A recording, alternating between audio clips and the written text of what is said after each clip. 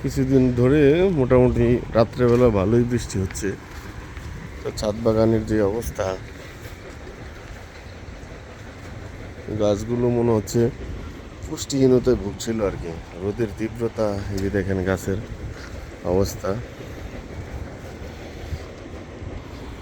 এই যে এখানে একটা গাছ মোটামুটি ভালোই বড় হয়েছিল, বুঝতে টুসতে ধরছে, অটোমেটিক মারা গেছে।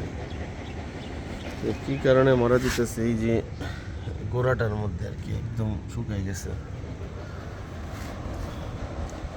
আর এই যে শশা গাছটা এখনো জীবিত আছে। এই যে আমাদের নতুন শশা গাছে মোটামুটি একটা শশা হয়েছে।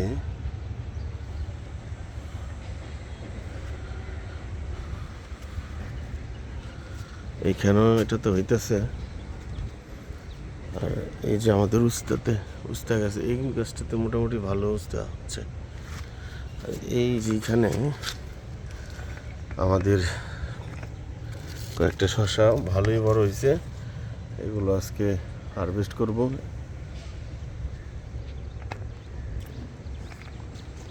আজকে কাটি। বিসমিল্লাহ।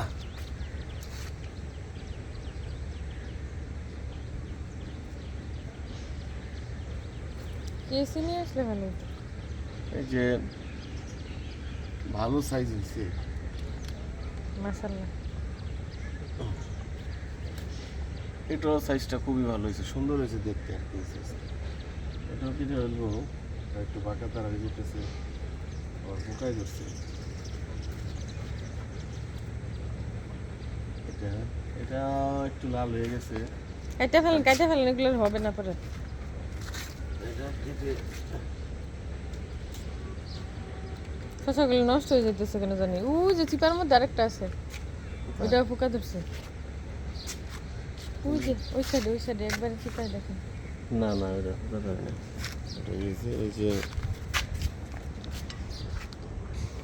আজকের এই কয়েকটা শসা হারভেস্ট করলাম ছাদ বাগান থেকে। এটাই মজা।